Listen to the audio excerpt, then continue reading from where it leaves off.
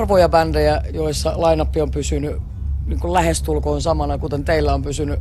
Mikä on se liima, joka teet pitää yhdessä? Tuossa on ollut kuitenkin hiukan vaikeitakin aikoja vuosien varrella.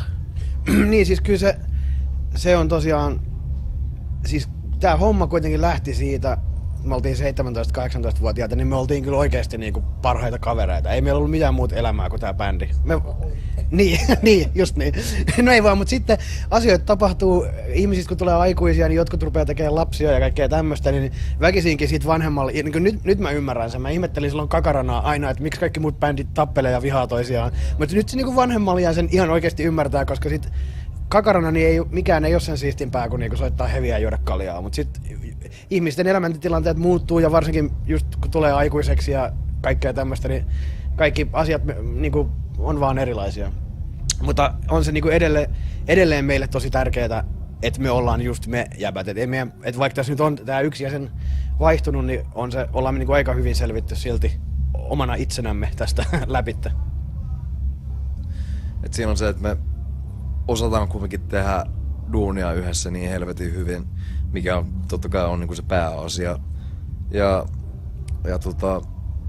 vuosien varrella kumminkin on on syntynyt semmonen jäsenten välinen, tiedätkö, niinku kunnioitus toisiaan kohtaan siinä mielessä ainakin, että me tunnetaan toisemme niin helvetin hyvin, no ei me nyt ainakaan vielä olla toisiamme tapettu, mikä on mun mielestä aika helvetin hyvin vedetty.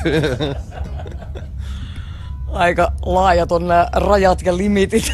Seuraavaksi rupeaa, kun lähtee jätkiä. Isolla pensselillä maalataan parhaillaan, mutta Todellakin.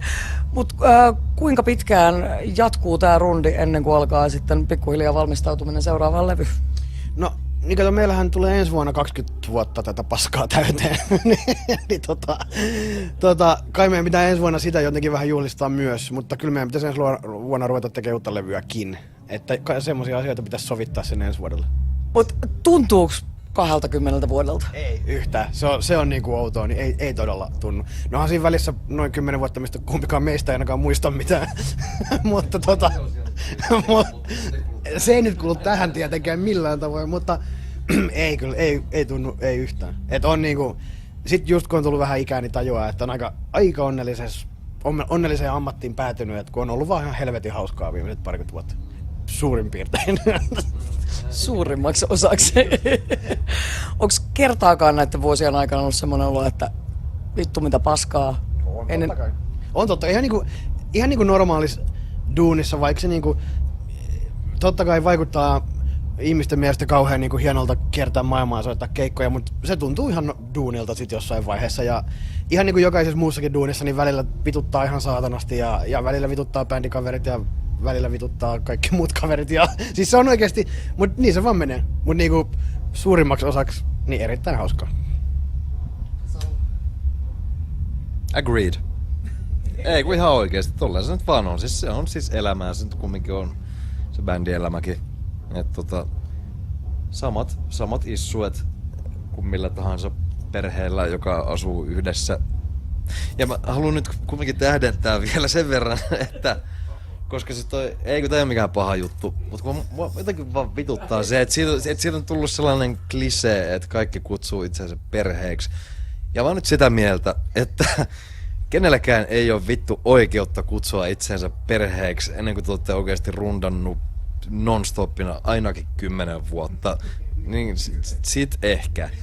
Mut turha ruveta heittää mitään perheläppää vittu, jätkät on tehnyt 2 levyä ja vittu käynyt kerran Jenkeissä. Saatana. Epäasiallisella kysymyksellä, koska sain tämmöisen vinkin, että tämä kiinnostaa ihmisiä. Mikä olisi teidän statuspano?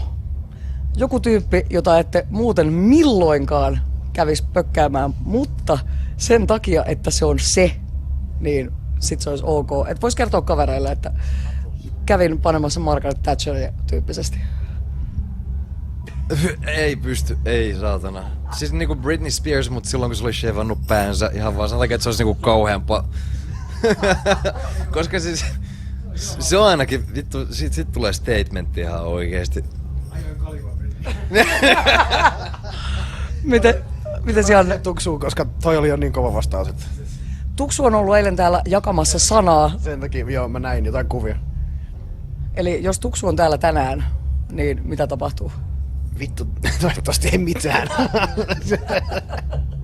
Te olette tässä vuosien varrella ehtinyt todennäköisesti tapaamaan kaikki teidän omat idolit, mutta onko vielä jotain semmoisia tyyppejä, jotka olisi tolleen kuin artistina, että saattaisi mennä jopa ihan pikkasen jännäkakkaa housuun? Onhan niitä varmaan jotain, mutta ei nyt tietenkään just tuu mitään mieleen. Mut joo, oli se silloin, kun oltiin nuoria ja kaikki oli niin hauskaa sitten vielä niinku, muistan jossain, onko se Belgiassa vai missä, niin ekaa kertaa nähdään Zack Wild, se tulee halaa kaikkia. Että hei helvetti, että mä oon kuunnellut sun soittamista koko ikäni. Ja sit se oli niin, että kyllähän niinku, me ollaan kyllä tavattu hirveästi niitä, joiden musaa me ollaan kakarana kuunneltu. Mutta että onhan niitä tietysti muutamia vielä tapaamattakin. Mutta se ei aina ole hyvä asia. Välillä jos sä tapaat sellaisen, niinku, semmoisen haamon, mitä sä oot kuvitellut, että se on maailman makein tyyppi, ja sit jos ei se olekaan, niin se ei toimi. Se on aina vähän riskaabelia. Siis silleen, koska vittu, kun se on niin hirveä downeri, jos sä oot diggailu jotain bändiin natjaista asti ja sitten tapaat sen tyyppiä ja se on ihan vitun kusipää, niin siis siinä menee jotenkin kaikki ihan pilalle. Kenny G oli vitu tyyppi, ainakin jos ei muuta. Eikö se oli ihan oikeesti? Maailman makein jäbä. Kyllä. Joo. Ja sit se Kenny G ja Rob Lowe oli naapureita ja niiden molempien, niillä oli siihen aikaan 14-15-vuotiaat poikia. Ne kuunteli Podomia yhdessä ja sitten meidän Losin keikalle tuli Kenny G ja Rob Lowe ja niiden pojat. Hiukan absurdi ajatus. Me oltiin se toinen keikka, oltiin Slayerin lämppärin Long Beach Arenalla. Sitten mä niinku soitan siinä punkkia, sit mä vilkasen käli ja mä käyn meidän monitorimiksaan ja niinku mä aina keikan aikana, sit mä katsoin käli ja mitä vittua, Kenny G! Joo, oli sanoa sulle jossain vaiheessa, että hei G, katso jätkä näyttää ihan Kenny Giltä, mutta en mä tulisi ikinä uskonut, että se on se. Kun siellä on se käkkäräpää heilu niinku. Ja sit kävi ilmi, että sehän se todellakin on. Et ei vittu mikään meininki.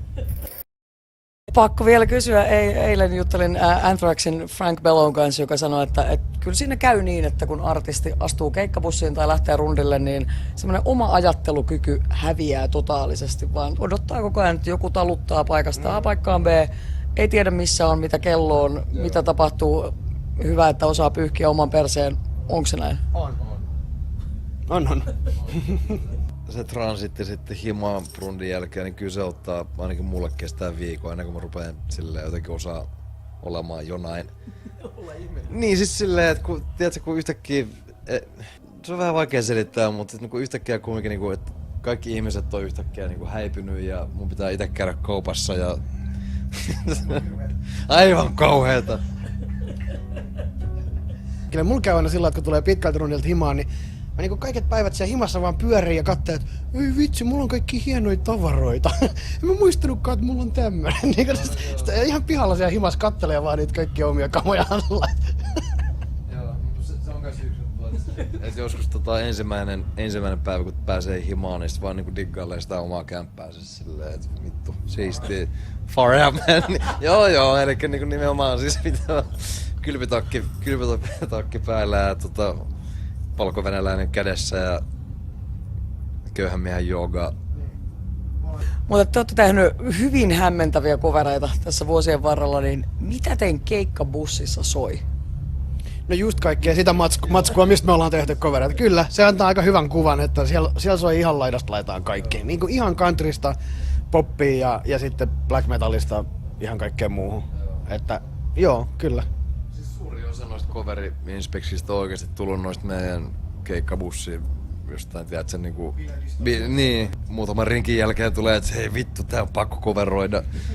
Niinku, yhtäkkiä kun sä huomaat, että niin, siis 20 biisiä pitäisi coveroida, mutta onhan noita nyt tullut. Hathaway'n What is Lovea odotellessa. Devin on her Todellakin. Mehän alunkaan kerran Petraksissa kahdestaan kännipäissä ja nauhoitettiin coveri tosta, mikä se oli, Tea, Tytöt tykkää. Niin se kertsi meni, että tytöt tykkää pojista ja Janne tykkää pojista, mut sitä ei... ja Aleksi tykkää pojista ja... mut sit yllättäen sitä ei julkaistu, mä en tiedä mikä siinä kävi. Onko se oikeesti äänetetty?